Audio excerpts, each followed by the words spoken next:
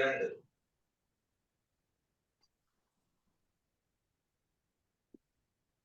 3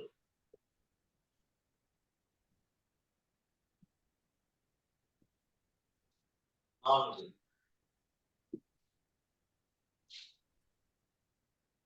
5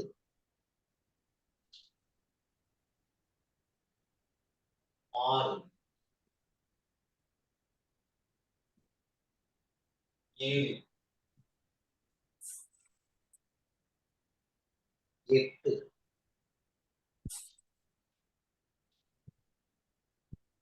9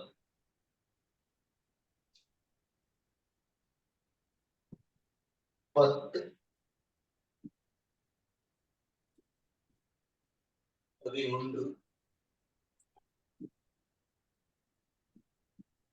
12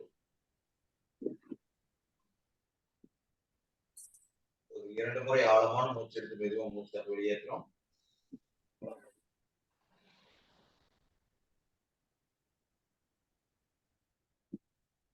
சூரிய வணக்கத்தின் பயன்கள்: கண் பார்வை திறன் அதிகரிக்கிறது, நரம்பு மண்டலம் பலமடைகிறது, மாதவிடாய் சம்பந்தமான தொந்தரவுகள் சரியாகிறது. அடுத்ததாக அமர்ந்த நிலையில் வலதுபுறம் இடதுபுறம்.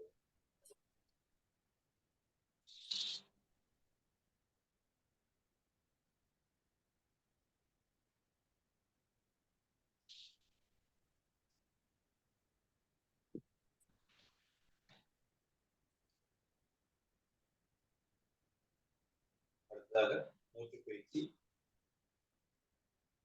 இடது கையில சின்முத்திரை வச்சுக்கிறோம், வலது கையில பிரணாம முத்திரை வச்சுக்கிறோம், வலது கையில் சுண்டு விரலும் மோதிர விரலும் நீட்டி வச்சுக்கிறோம், நடுவரலும் ஆள்காட்டி விரலை மடக்கி கட்டை விரல் தண்ணி வச்சுக்கிறோம். வலது நாசியை பெருவரலால் அடைச்சுக்கிறோம். இடது நாசி வழியா மூச்சு காத்த வெளியேற்றோம். கபாலபதி.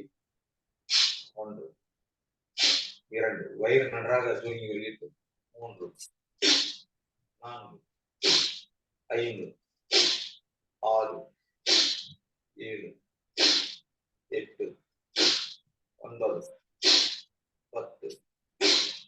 அடுத்தாக இடது நாசியை மோதிரலால் அடைக்கிறோம். வலது நாசி வழியா மூச்சு காத்த வெளியேற்றோம். 1 2 3 4 5 6 7 8 9 10. ஆழமான மூச்சு காத்தை இழுத்து மெதுவா மூச்சு காத்தை வெளியேற்றோம்.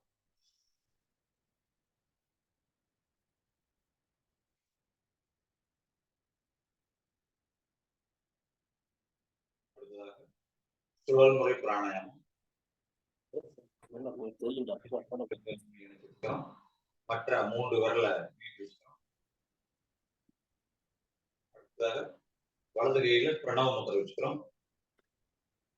இப்போ வலது நாசியை பெருவிரல் அடைக்கிறோம். இடது நாசி வழியா மூச்சு காத்த இழுத்து இடது நாசியை அடைத்து வலது நாசி வழியா மூச்சு காத்த வெளியேற்றிடுறோம். மறுபடியும் வலது நாசி வழியா மூச்சு காத்த இழுக்கிறோம், வலது நாசி அடைச்சு இடது நாசி வழியா மூச்சு காத்த வெளியேற்றுறோம். இது ஒரு சுற்று. வர 9 சுற்று நம்ம போயிடலாம். சுழல் முறை மூச்சு பயிற்சி.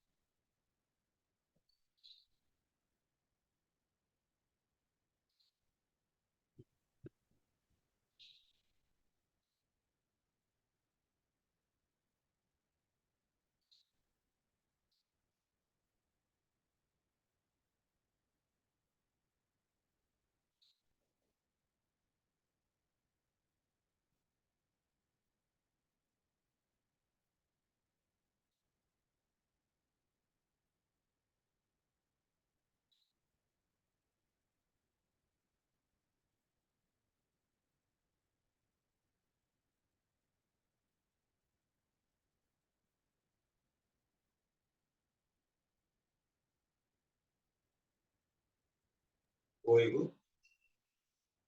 சுழல்முறை பிராணாயாமத்தின் ஒரு நன்மைகள், நுரையீரல் நல்ல வளமடைகிறது.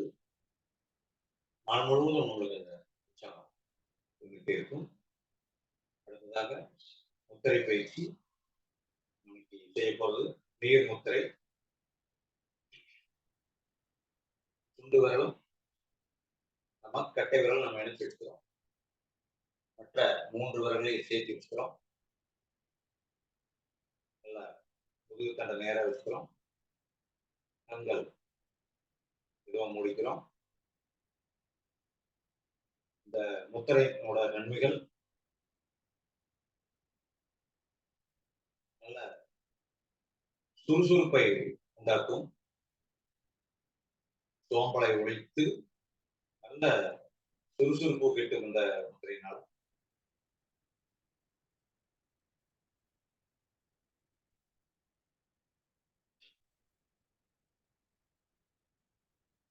காலையில ஒரு 10 நிமிடம், மாலையில் ஒரு 10 நிமிடம் செய்தால் போதும்.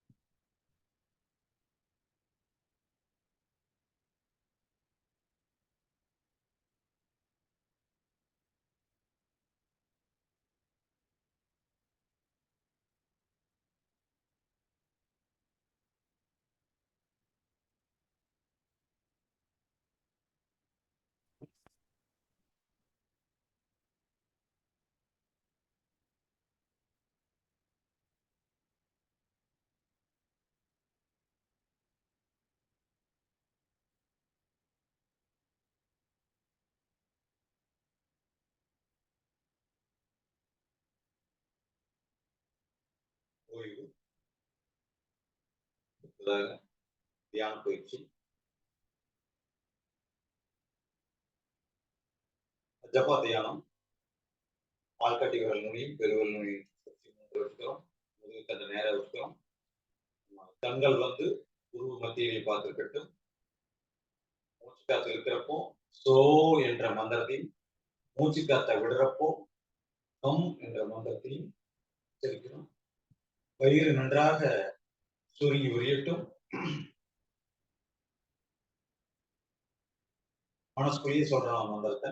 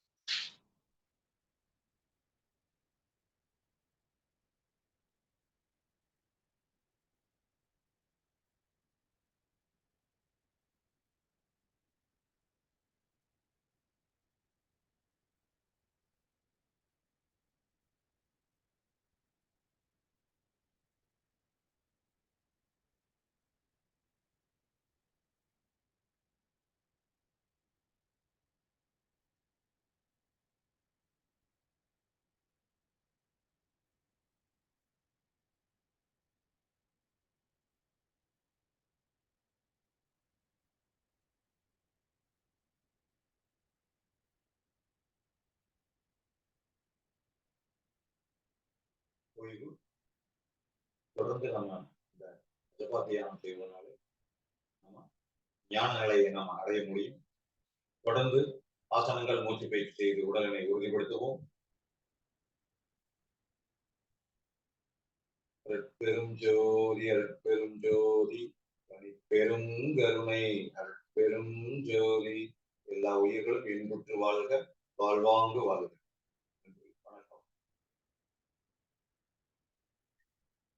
நன்றி நன்றி ஐயா.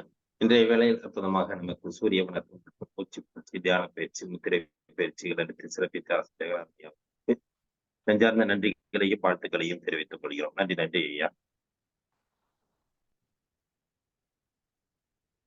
இன்று நமக்கு சிறப்பு விருந்தினராக கலந்து கொண்டு சிறப்பிக்க இருக்கும் அக்குபஞ்சரின் வகுப்புகள் தொடர்ந்து நமக்கு ஒவ்வொரு வாரமும் அதனுடைய சிறப்புகளையும் அதனுடைய பயிற்சி முறைகளையும் சிறப்பாக அளித்து வரும் இலக்கியவாணன் ஐயா அவர்கள் இன்று நமக்கு அக்குபஞ்சரின் வகுப்புகள் விளக்கங்கள் கொடுக்க ஐயா அவர்களை அன்புடன் கேட்டுக்கொள்கிறேன்.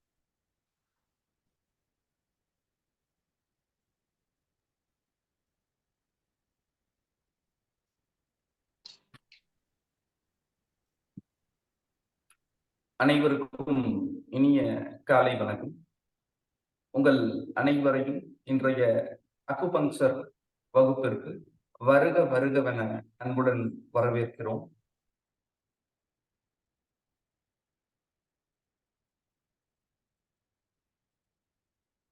குணமகன் sir, screen sharing option enable பண்ண முடியுங்களா?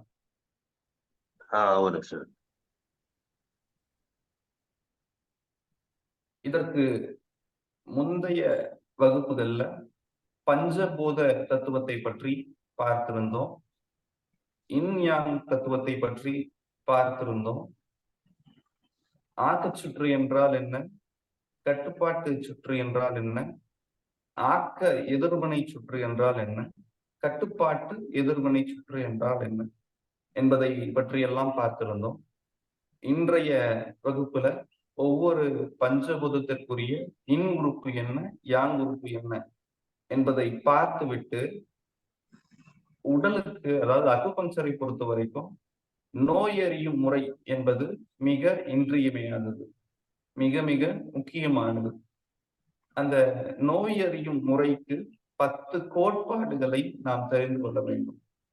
அப்போ அக்குபங்சர் அடிப்படையில் இருக்கக்கூடிய 10 கோட்பாடுகளை இன்றைய வகுப்புல காணவிருக்கிறோம். அதற்கு முன்பாக ஒவ்வொரு பஞ்சபூதம் சார்ந்த இன் உறுப்பு என்ன, யாங் உறுப்பு என்ன என்பதை ஒரு முறை திருப்புதல் செஞ்சுக்கலாம். முதல்ல நெருப்பு மூலகம். நெருப்பு மூலகம் சார்ந்த உறுப்புகள் 4 நம்முடைய உடலில் இருக்கிறது. நெருப்பு மூலகம் சார்ந்த உறுப்புகள் 4. அதுல இன் உறுப்பு என்ன அப்படின்னா, நெருப்பு மூலகம் சார்ந்த இன் உறுப்பு இருதயம். நெருப்பு மூலகம் சார்ந்த இன் உறுப்பு இருதயம். நெருப்பு மூலகம் சார்ந்த யாங் உறுப்பு சிறுகுடல். நெருப்பு மூலகம் சார்ந்த இன் உறுப்பு இருதயம். நெருப்பு மூலகம் சார்ந்த யாங் உறுப்பு சிறுகுடல். நெருப்பு மூலகம் சார்ந்த இன்னொரு இன் உறுப்பு பெரிகார்டியம் என்று சொல்லப்படக்கூடிய இதய மேலுறை. நெருப்பு மூலகம் சார்ந்த இன்னொரு இன் உறுப்பு இருதய மேலுறை. நெருப்பு மூலகம் சார்ந்த இன்னொரு யாங் உறுப்பு வெப்பமண்டலம்.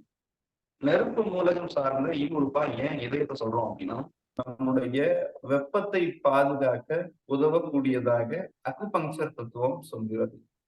அதனால நெருப்பு மூலகம் சார்ந்த இன் உறுப்பா நம்ம இதயத்தை எடுத்துக்கிறோம். சிறுகுடல் என்பது இதயத்தினுடைய வெப்பத்தை பாதுகாக்க உதவுகிறது. அதனால நெருப்பு மூலகம் சார்ந்த யாங் உறுப்பா சிறுகுடலை எடுத்துக்கிறோம். நெருப்பு மூலகம் சார்ந்த இன்னொரு இன் உறுப்பாக பெரிகார்டியம், அதாவது இதய மேலுறைய எடுத்துக்கிறோம்.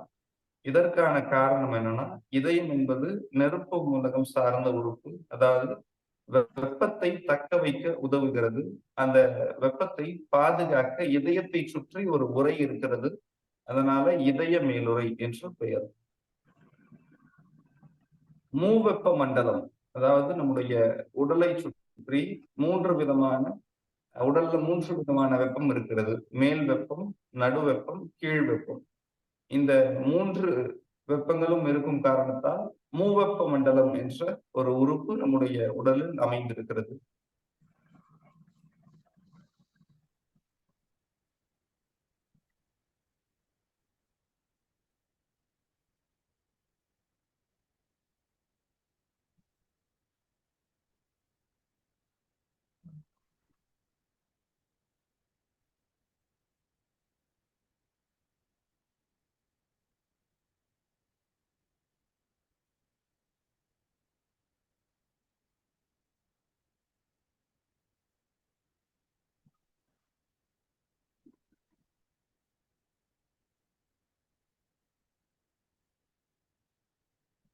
நம்ம முன்னாடியே பார்த்த மாதிரி நெருப்பு மூலகம் சார்ந்த இன் உறுப்பு இதயம், நெருப்பு மூலகம் சார்ந்த யாங் உறுப்பு சிறுகுடல்.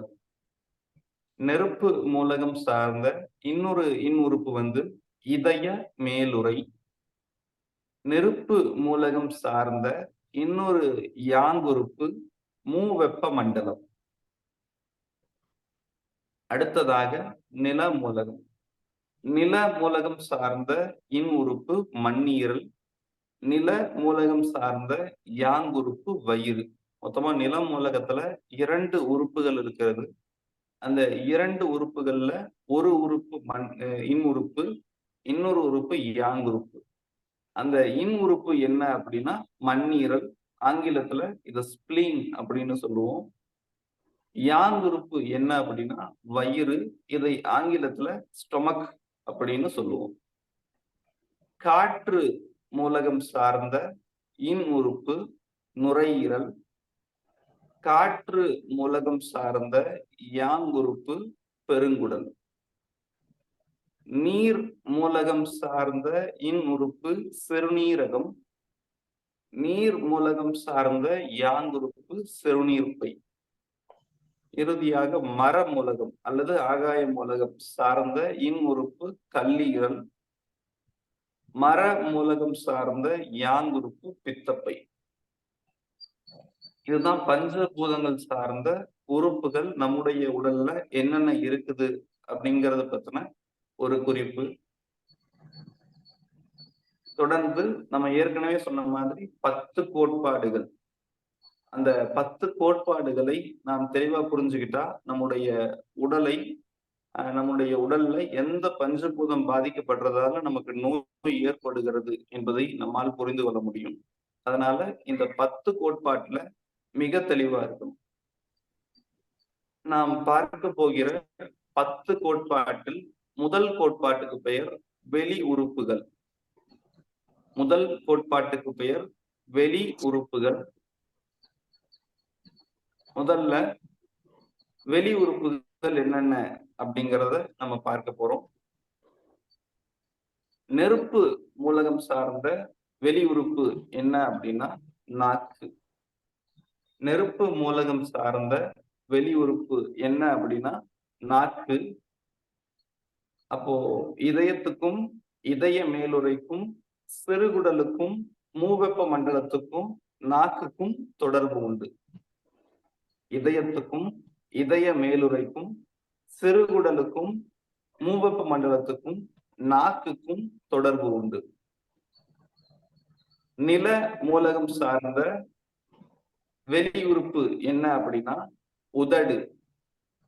நில மூலகம் சார்ந்த வெளி உறுப்பு உதடு. அப்போ மண்ணீரலுக்கும் இரைப்பைக்கும் உதட்டிற்கும் தொடர்பு உண்டு. காற்று மூலகம் சார்ந்த வெளி உறுப்பு மூக்கு. அப்போ நுரையீரலுக்கும் பெருங்குடலுக்கும் மூக்குக்கும் தொடர்பு உண்டு. நீர் மூலகம் சார்ந்த வெளி உறுப்பு காது.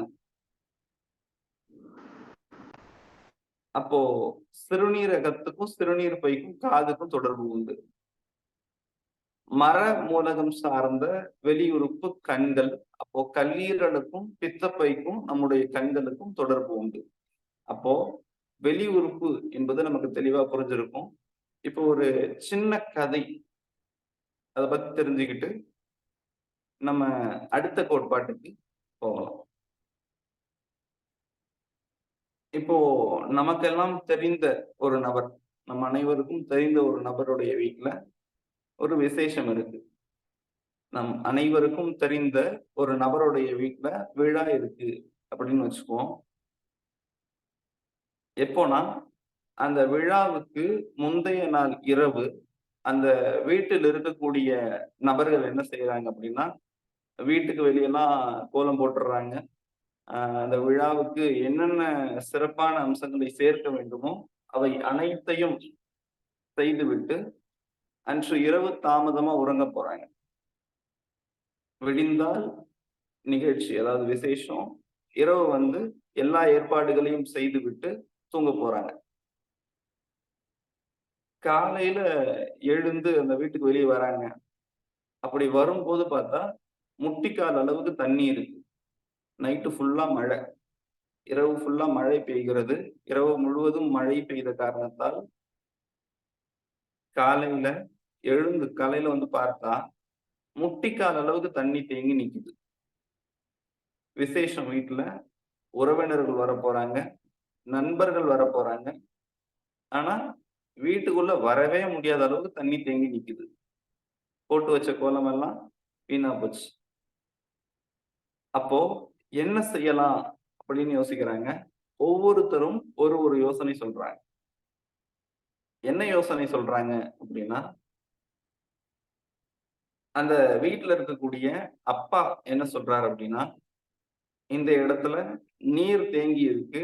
சில மணல் மூட்டைகளை வாங்கிட்டு இந்த நீர் மேல போட்டா இந்த தண்ணீரை அந்த மணல் மூட்டைகள் உறிஞ்சிக்கொள்ளும்.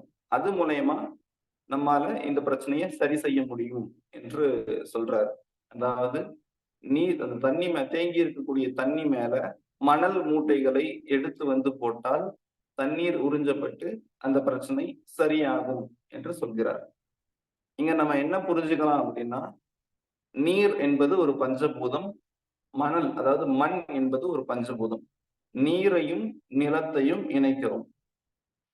அப்போ ஒரு பிரச்சனைய நீரையும் நிலத்தையும் இணைத்து சரி செய்ய முடியும். இன்னொரு நபர், அந்த வீட்டுல இருக்கக்கூடிய ஒரு அம்மா என்ன சொல்றாங்க அப்படின்னா, பக்கத்துல கால்வாய் இருக்கு, தண்ணி போகக்கூடிய கால்வாய் இருக்கு. தேங்கி இருக்கக்கூடிய தண்ணீருக்கு வழி ஏற்படுத்தி கொடுத்து அந்த கால்வாய்க்கு கொண்டு போய் சேர்த்துட்டா அந்த கால்வாயில இருக்கக்கூடிய தண்ணி கூட இதுவும் கலந்துரும் அப்படின்னு சொல்றாங்க. இந்த இடத்துல என்ன புரிஞ்சுக்கணும் அப்படின்னா, நீர் என்கிற பஞ்சபூதத்தை இன்னொரு நீர் என்கிற பஞ்சபூதத்தோடு இணைக்கிறோம். முதல்ல நீர் என்கிற பஞ்சபூதத்தை மண் என்கிற பஞ்சபூதத்தோடு இணைத்தோம். அடுத்ததா நீர் என்கிற பஞ்சபூதத்தை நீர் என்கிற பஞ்சபூதத்தோடுவே இணைக்கிறோம்.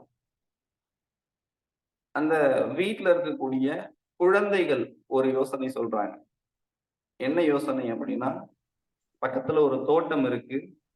அந்த தோட்டத்துக்கு இந்த தண்ணி போற மாதிரி வழி ஏற்படுத்தி கொடுத்துட்டா அங்க இருக்கக்கூடிய மரங்களுக்கு இந்த தண்ணீர் உதவும் என்று சொல்றாங்க. இந்த இடத்துல நீரையும் மரத்தையும் இணைக்கிறோம். நீர் என்கிற பஞ்சபூதத்தையும் மரம் என்கிற பஞ்சபூதத்தையும் இந்த இடத்துல இணைக்கிறோம். முதல்ல நீரையும் மண்ணையும் இணைத்தோம். அடுத்ததாக நீரையும் இணைத்தோம். அடுத்ததாக நீரையும் மரத்தையும் இணைத்தோம். அங்க இருக்கக்கூடிய ஒரு நபர் என்ன சொல்றாரு அப்படின்னா, அந்த வீட்டுல இருக்கக்கூடிய நபர் இன்னொரு யோசனை கொடுக்குறாரு. என்ன அப்படின்னா, இந்த தண்ணிய அப்படியே விட்டுருங்க, கொஞ்ச நேரம் விட்டுருங்க, கொஞ்சம் வெடியட்டும், வெயில் வரட்டும். இது வெயில் காலம், வெயில் வரட்டும். வெயில் வந்தா அடிக்கிற வெயிலுக்கு இந்த தண்ணி தானா காஞ்சு போயிடும். அப்படின்னு சொல்றாரு. அப்போ வெயில் என்பது வெப்பம், நெருப்பு. இந்த இடத்துல நீரையும் நெருப்பையும் இணைக்க முயற்சி செய்கிறோம். நீரையும் நெருப்பையும் இணைக்கிறோம். அடுத்ததாக ஒருத்தர் என்ன சொல்றாங்கன்னா, கொஞ்சம் நல்லா காத்தடிக்குது, இந்த காத்தடிச்சா அந்த தண்ணி இதுல காஞ்சு போயிடும் அப்படின்னு சொல்றாரு. இந்த இடத்துல நீரையும் காற்றையும் இணைக்கிறோம். மீண்டும் ஒரு முறை சொல்கிறேன். முதல்ல நீரையும் நிலத்தையும் இணைத்தோம். அடுத்து நீரையும் இணைத்தோம். அடுத்து நீரையும் மரத்தையும் இணைத்தோம். அடுத்து நீரையும் நெருப்பையும் இணைத்தோம். அடுத்து நீரையும் காற்றையும் இணைத்தோம். அதாவது இந்த எடுத்துக்காட்டை எதுக்காக சொன்னோம் அப்படின்னா, எப்படி இந்த எடுத்துக்காட்டுல பார்க்கமோ அதே மாதிரிதான் நம்முடைய உடலும். உடல்ல எந்த பஞ்சபூதத்துல பிரச்சனை ஏற்பட்டாலும் அந்த அந்த பஞ்சபூதத்தை அதே பஞ்சபூதத்தோடோ அல்லது இன்னொரு பஞ்சபூதத்தோடோ இணைத்து நாம சிகிச்சை கொடுக்கும்போது அந்த சிகிச்சை நல்ல பலனை தரும். ஒரு பஞ்சபூதத்தை இன்னொரு பஞ்சபூதத்தோடு இணைக்கணும். எப்படின்னா, எந்த பஞ்சபூதத்துல பிரச்சனை ஏற்பட்டிருக்கிறதோ அந்த பஞ்சபூதத்தை அதே பஞ்சபூதத்தோடவோ அல்லது இன்னொரு பஞ்சபூதத்தோடவோ இணைக்க போறோம். அப்படி இணைக்கிறதுக்கு இந்த 10 கோட்பாடுகள் அதிகப்படியான உதவியை நமக்கு செய்யும். அதுல முதல் கோட்பாடான வெளி உறுப்புகளை பற்றி இப்போது பார்த்திருக்கிறோம். அடுத்ததாக 2வது கோட்பாட்டுக்கு போயிடலாம்.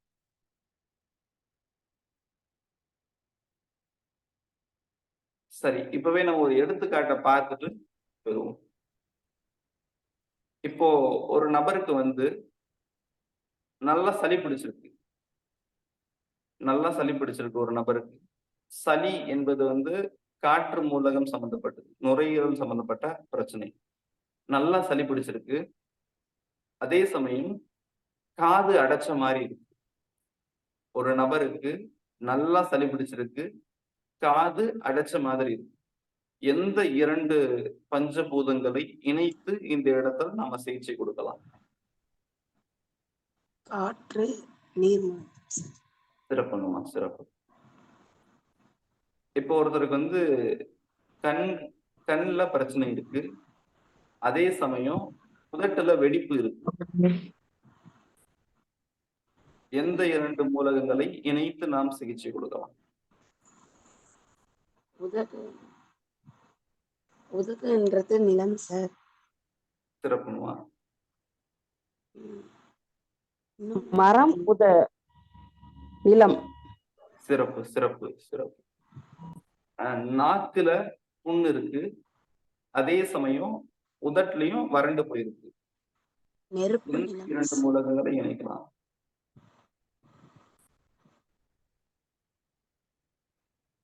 எந்த 2 மூலகங்களை இணைப்பதன் மூலம் இந்த பிரச்சனையை சரி செய்யலாம்? மரம், நெருப்பு. அதாவது நாக்குல புண்ணு இருக்கு, உதட்டுல வெடிப்பு இருக்கு. மரம், நிலம், மரம். சிறப்பு சிறப்பு சிறப்புமா. அப்போ நம்ம இதுக்கு முன்னாடி ஒரு எடுத்துக்காட்டை பார்த்த மாதிரி நம்முடைய உடல்ல எந்த தொந்தரவு இருக்கோ அதை ஒரு பஞ்சபூதத்தை இன்னொரு பஞ்சபூதத்தோடு இணைப்பதன் மூலம் நம்மால் சரி செய்ய முடியும்.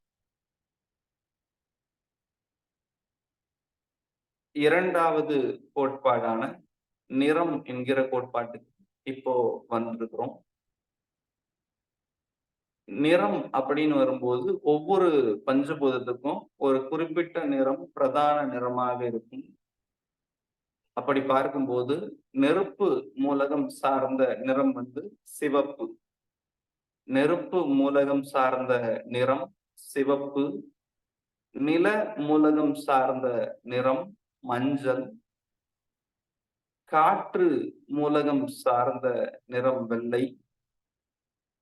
நீர் மூலகம் சார்ந்த நிறம் கருப்பு. மர மூலகம் சார்ந்த நிறம் பச்சை. இன்னொரு முறை சொல்கிறேன். நெருப்பு மூலகம் சார்ந்த நிறம் சிவப்பு.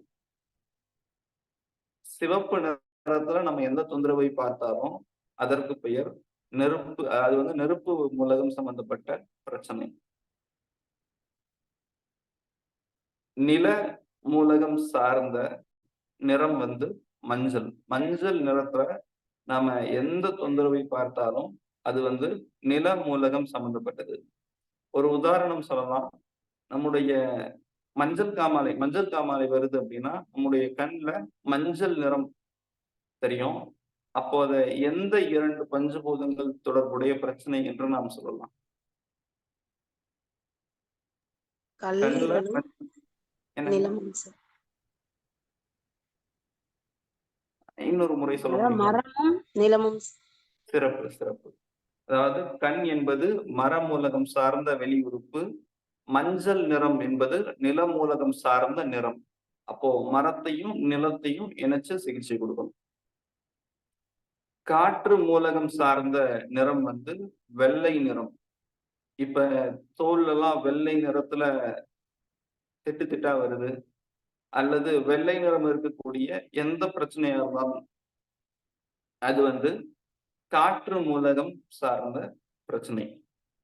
ஒரு சிலருக்கு நாக்குல வெள்ளை நிறத்துல புண்ணு வரும், வாய்ப்புண் மாதிரி வரும். அதை எந்த மூலகத்தையும் இணைத்து நாம பார்க்கலாம்.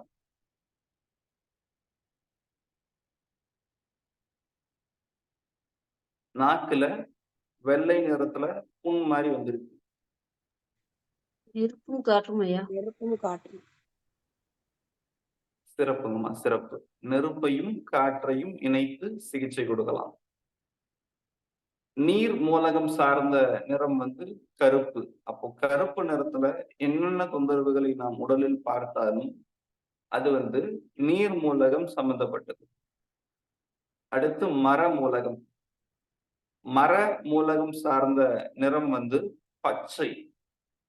ஒரு சிலருக்கு சளி பச்சை நிறத்துல வரும், வாந்தி பச்சை நிறத்துல வரும். அதெல்லாமே மர மூலகம் சார்ந்த பிரச்சனை. இதுவரைக்கும் 2 கோட்பாடுகளை பற்றி பார்த்திருக்கிறோம். ஒன்று வெளி உறுப்புகளை பற்றி பார்த்தோம், 2வது நிறத்தை பற்றி பார்த்திருக்கிறோம், 3வதாக நீர் சுரப்பு. ஒவ்வொரு பஞ்சபூதத்துக்கும் ஒரு குறிப்பிட்ட நீர் சுரப்பு இருக்கு. நெருப்பு பஞ்சபூதம் சார்ந்த வெளி உறுப்பு என்ன? யாராவது சொல்ல முடியுங்களா?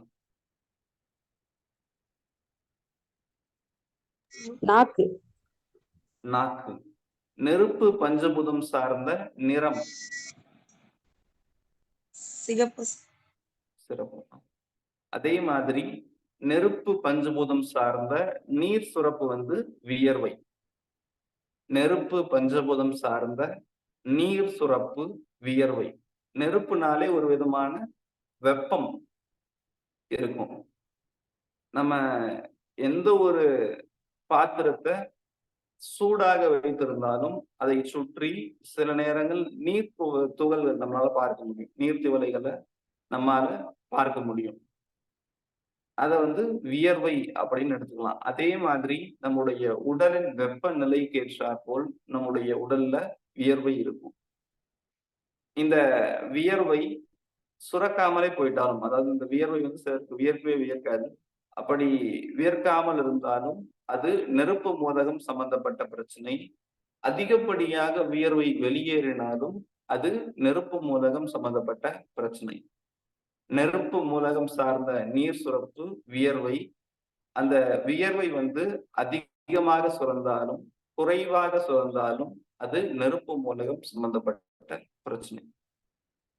அடுத்ததாக நில மூலகம் சார்ந்த நீர் சுரப்பு உமிழ்நீர். நில மூலகம் சார்ந்த நீர் சுரப்பு உமிழ்நீர்.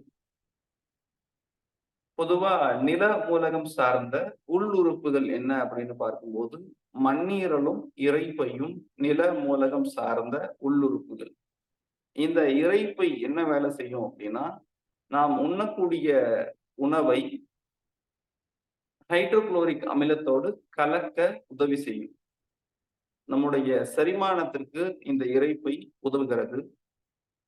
நில மூலகம் சார்ந்த நீர் சுரப்பு வந்து உமிழ்நீர். நம்ம வாயில ஒரு உணவை வைத்து அதை மென்று உமிழ்நீர் கலந்து சாப்பிடும் போது உமிழ்நீரும் நிலமூலகம் சார்ந்தது, இரைப்பையும் நிலமூலகம் சார்ந்தது என்பதால் உமிழ்நீரோடு உணவு கலக்கும் போது வயிற்றுக்கு சிக்னல் போயிடும், வயிற்றுக்கு செய்தி போயிடும்.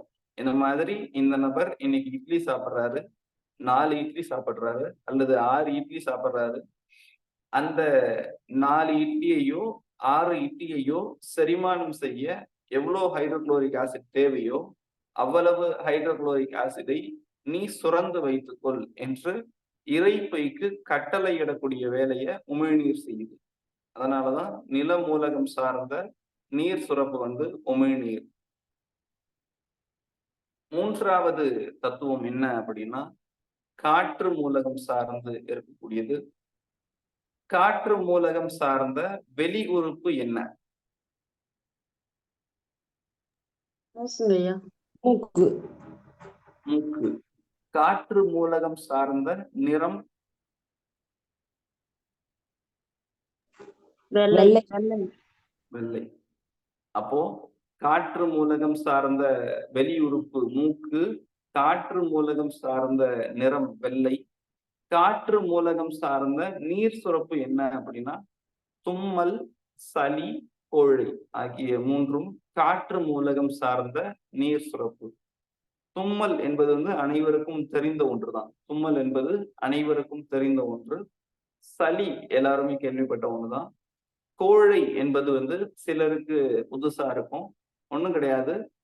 நமக்கு இயல்பா பிடிக்கக்கூடிய ஜலதோஷத்துல கட்டியா, அதாவது தண்ணி தண்ணியா வந்தா அதுக்கு பேரு சளி, கொஞ்சம் கட்டியா வந்தா கோழை. நமக்கு இயல்பா வரக்கூடிய சளியே கொஞ்சம் தண்ணீர் வடிவத்துல வந்தா அதற்கு பெயர் சளி, கட்டியா வந்தா அதற்கு பெயர் கோழை. காற்று மூலகம் சார்ந்த நீர் சுரப்புகள் என்னென்ன அப்படின்னா தும்மல், சளி, கோழை. அடுத்ததாக நீர் மூலகத்துக்கு வருவோம். நீர் மூலகம் சார்ந்த வெளி உறுப்பு காது. நீர் மூலகம் சார்ந்த வெளி உறுப்பு காது. நீர் மூலகம் சார்ந்த நிறம் கருப்பு. நீர் மூலகம் சார்ந்த நீர் சுரப்பு வந்து சிறுநீர், விந்து, மாதப்போக்கு. நமக்கு சிறுநீர் தொடர்பான எந்த பிரச்சனை ஏற்பட்டாலும் அது நீர் மூலகம் சம்பந்தப்பட்டது. சிறுநீர் தொடர்பான எந்த பிரச்சனை ஏற்பட்டாலும் அது நீர் மூலகம் சம்பந்தப்பட்டது. ஆண்மை சம்பந்தப்பட்ட எந்த பிரச்சனையா இருந்தாலும் அதுவும் நீர் மூலகம் சம்பந்தப்பட்டது. மாதப்போக்கு, மாதப்போக்கு தொடர்பான எந்த பிரச்சனை இருந்தாலும் அது நீர் மூலகம் தொடர்பானது. அப்போ நீர் மூலகம் சார்ந்த நீர் சுரப்பு என்னென்ன அப்படின்னா சிறுநீர், விந்து, மாதப்போக்கு. அடுத்ததாக மர மூலகம். மர மூலகம் சார்ந்த வெளி உறுப்பு என்ன? கண்ணு. மர மூலகம் சார்ந்த நிறம் பச்சை. பச்சை. சிறப்பு. அதே மாதிரி மர மூலகம் சார்ந்த நீர் சுரப்பு வந்து கண்ணீர். மர மூலகம் சார்ந்த நீர் சுரப்பு கண்ணீர். ஒரு சிலருக்கு அழுக மாட்டாங்க, ஆனா சாதாரணமா சந்தோஷமா உட்காந்துட்டு இருக்கும் போது அல்லது இயல்பா உட்காந்துட்டு இருக்கும் போது கண்ணு தண்ணி வந்துகிட்டே இருக்கும். அப்போ அது வந்து மர மூலகம் சம்பந்தப்பட்ட பிரச்சனை. மர மூலகம் சார்ந்த நீர் சுரப்பு கண்ணீர். ஆக இன்றைய வகுப்புல 10 கோட்பாட்டுல 3 கோட்பாடுகளை பற்றி பார்த்திருக்கிறோம். இதுல ஏதாவது சந்தேகங்கள் இருந்தா கேட்கலாம்.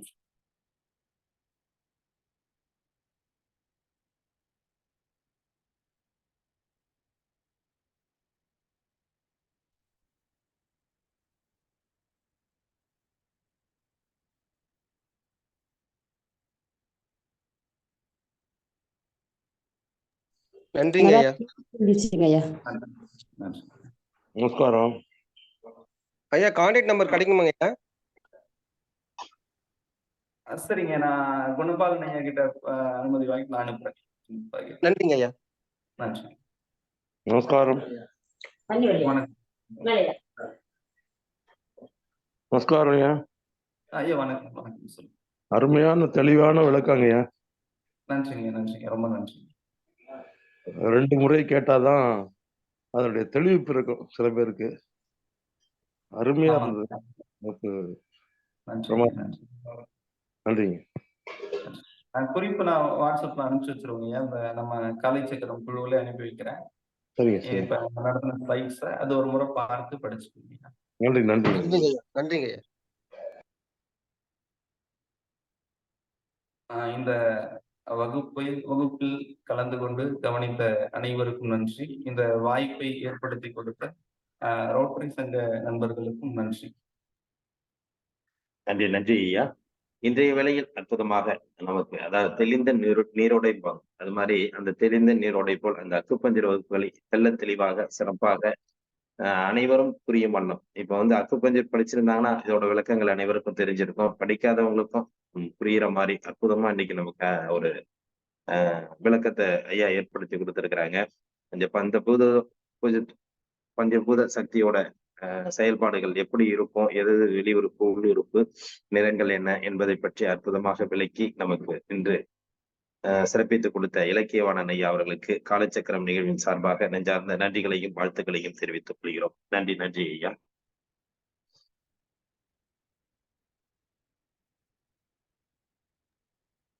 நன்றி நன்றி. அதாவது ரவிசுந்தர் ஐயா சொன்ன மாதிரி ஒரு நட கேட்டாச்சு, திரும்ப திரும்ப நம்ம அதை பார்க்கக்குள்ளதான் அதோட மனதுல பதியக்கூடிய ஒரு ஆற்றல் கிடைக்கும். அப்படிங்கிறதுனால ஐயாவும் பதிவு போடுவாங்க, நம்மளும் அந்த ஸ்கிரீன்ஷாட் எடுத்ததை குரூப்ல போடுவோம். இதுதான் நம்மளுடைய உடல் அமைப்பு, உடல் உள்ள சரி செய்யக்கூடிய விஷயங்கள், அதாவது உடல் உறுப்புகளை இயக்கங்களை சரி செய்யக்கூடிய விஷயங்கள் அப்படின்னு தெரிஞ்சுக்கிட்டாலே நமக்கு போதும். நமக்கு என்னென்ன செய்யுது அப்படிங்கறத வந்து ஒரு சின்ன ஒரு காது வலிக்குதுன்னா காதுக்குண்டானது என்ன அப்படிங்கறத வந்து நம்ம தெளிவா நம்மளே புரிஞ்சுக்கலாம் அப்படிங்கிற ஒரு எண்ணங்கள் தான். இதை வச்சுட்டு நம்ம காது வலி போய் டிராப்ஸ் போட்டு அப்படிங்கிற விஷயங்கள் தேவையில்லாததாக இருக்கும். எனவே இது மாதிரியான ஒரு அற்புதமான இந்த நிகழ்வை ஒவ்வொருத்தவரும் புரிந்து கொண்டு, ஏன்னா வந்து இப்ப சொன்னது வந்து ஓரளவு சில பேருக்கு, அதாவது அக்குபஞ்சர் பத்தி தெரியாதவங்களுக்கு தெரியும். மற்றவர்களுக்கு இதை பற்றி திரும்ப திரும்ப நம்ம அந்த உறுப்புகளை பற்றி எல்லாரும் அந்த புரிதலை ஏற்படுத்தி கொண்டாலே நாம் உடலை சீரமைத்துக் கொள்ளக்கூடிய விஷயம் எல்லாருக்கும் கிடைக்கும் என்பதை இந்த நேரத்தில் தெரிவித்துக் கொள்கிறோம். எனவே இன்றைய வகுப்பு அனைவருக்கும் ஒரு பயனுள்ள நிகழ்வாக இருக்கும் என்று அனைவரையும் அன்புடன் கேட்டுக்கொள்கிறோம். நன்றி. மற்றும் இன்று 3 நாட்கள் நம்முடன் இணைந்து பணியாற்றிய Rotary Club of Vriddhachalam Delta சங்கத்தின் தலைவர் ரொட்டேரியன் ரமேஷ் பாபு அவர்கள் இந்த நிகழ்வுகளை பற்றி ஒரு சில வார்த்தைகள் கூற அன்புடன் கேட்டுக்கொள்கிறோம்.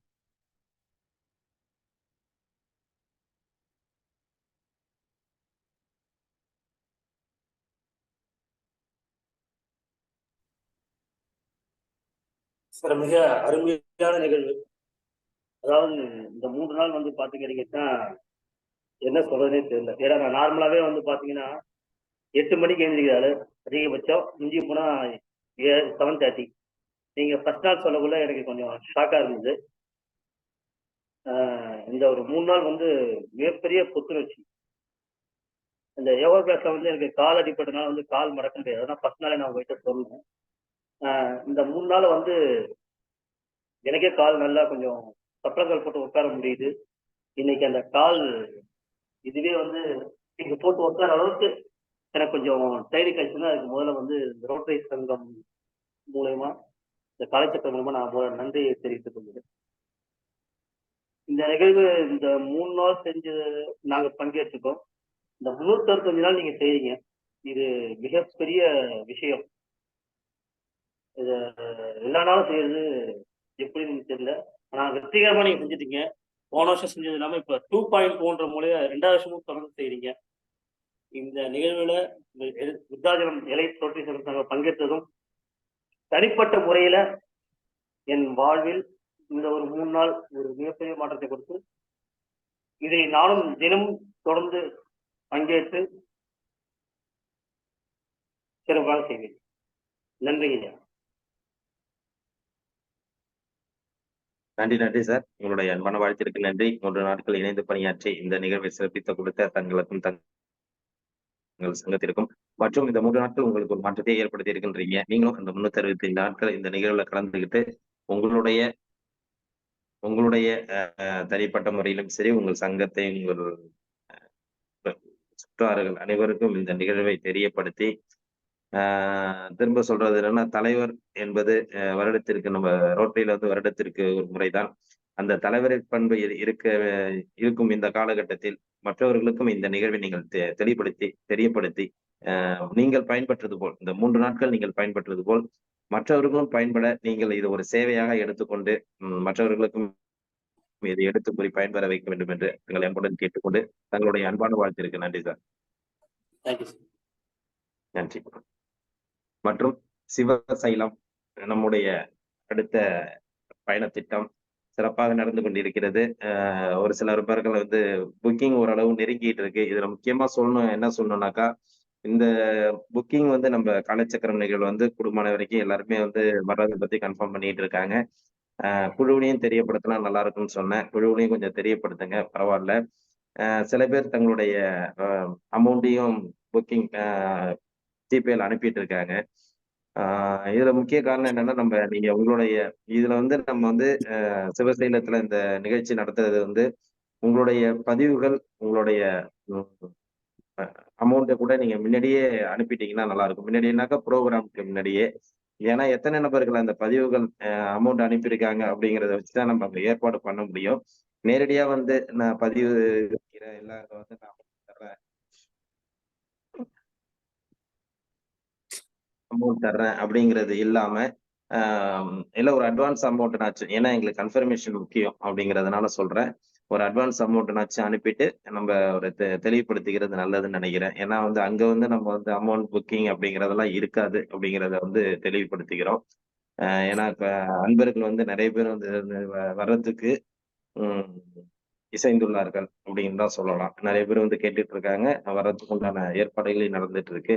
அப்படிங்கிறதுனால காலச்சக்கரம் குழுல இருக்கிறவங்க முன்கூட்டியே தங்களுடைய பதிவுகளை பதிவிட்டு அதற்குண்டான தொகையையும் நீங்கள் அனுப்பினால் நன்றாக இருக்கும் என்று இந்த நேரத்தில் கேட்டுக்கொண்டு மற்றவர்களுக்கும் உங்களை சார்ந்த மற்றவர்களுக்கும் நீங்கள் கூறியிருந்தால் அவர்களையும் இந்த நிகழ்வில் கலந்து கொள்வதற்கு ஏற்பாடு செய்ய வேண்டும் என்று அனைவரும் அன்புடன் கேட்டுக்கொள்கிறேன். நன்றி.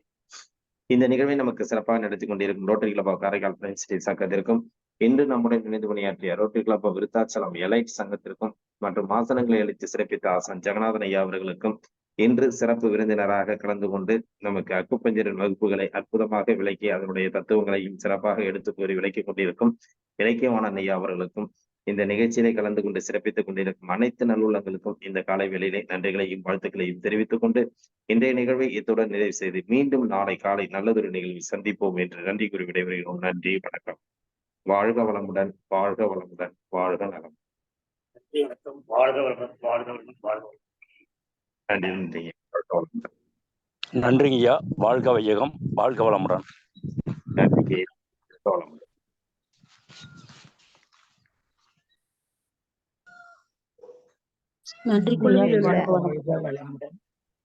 நன்றிங்கம்மா. வாழ்க வளமுடன். குழுவில் உள்ள அனைவருக்கும் வாழ்க வளமுடன். அக்குபஞ்சரின் கோட்பாடுகளை அற்புதமாக விளக்கிய கலைவாணன் ஐயாவுக்கும் வாழ்க வளமுடன். முடியுமா இலக்கியவாணன் ஐயா? நன்றிம்மா ஐயா. நன்றி, நன்றிங்கம்மா. நன்றிங்க ஐயா. வாழ்க வளமுடன். நன்றி, நன்றிங்க ஐயா. வாழ்க வளமுடன். அனைவருக்கும் நன்றி. வாழ்க வளமுடன்.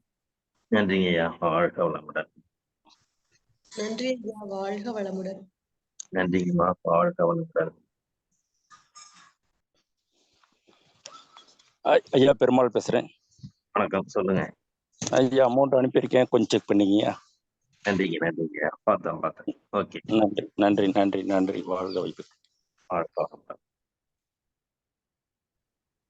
நன்றிங்க ஐயா. வாழ்க வளமுடன்.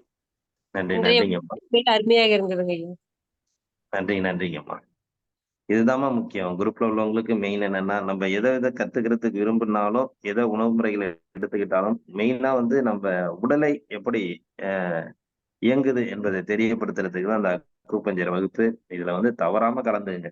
அப்பதான் எல்லாருக்கும் ஒரு பயனுள்ள நிகழ்வா இருக்கும். மற்ற விஷயங்கள் நம்ம கத்துக்கிறதுக்கு அக்குபஞ்சர் அக்குபஞ்சர் என்பது நம்ம உடலை சார்ந்து, நம்ம உடல் சார்ந்து என்ன நடக்குது அப்படிங்கறத வந்து இந்த பஞ்சபூதம் எப்படி இயங்குதுங்கிறத தெரிஞ்சுக்கிட்டாலே நம்ம எதை பத்தியும் ஒரு பயப்பட வேண்டாம் அப்படின்னு தான் சொல்லணும். நன்றிங்கம்மா. ஐயா ஒரு நிமிஷம் ஐயா. சொல்லுங்க ஐயா. பெருமாள் பேசுறேன். சார் சொன்ன மாதிரி ஏற்கனவே சொல்லியிருந்தேன். இப்போ ஃபர்ஸ்ட் டைம் பேசும்போது சொல்லியிருந்தேன். இந்த அக்குபஞ்சர் வந்து ஒருத்தரை காப்பாத்தினாங்க அப்படின்னு சொல்லிட்டு என்னுடைய ரிலேட்டிவ். ஸோ அது போல இன்னைக்கு அவர் வகுப்படுத்துறது வந்து ஒரு டைமுக்கு 2 டைமு அதை ரிப்பீட் மாதிரி அப்படியே பார்த்தாக்க ஸோ மிக அருமையா இருக்கும். இந்த அக்குபஞ்சர் மூலியமா எவ்வளவு நற்பலன்களை இன்னைக்கு ஒருத்தர், அந்த அம்மா வந்து எனக்கு பேர் தெரியல, சாரு கேள்வி கேட்க வந்து அவங்க வந்து பதில் வந்து அந்த நிறங்களை சொல்லும் போது மிக அருமையா இருந்தது. ஏன்னா அந்த அளவுக்கு உன்னை கவனிக்கிறாங்க அப்படிங்கிறது மிக மிக அருமைமா. நன்றிம்மா. வாழ்க வளமுடன், வாழ்க வையகம். நன்றிங்க.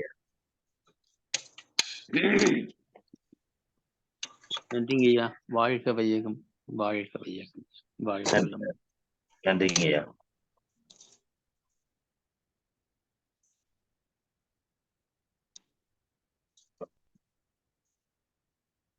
குழுவில் உள்ள அனைவருக்கும் நன்றி. வாழ்க வளமுடன்.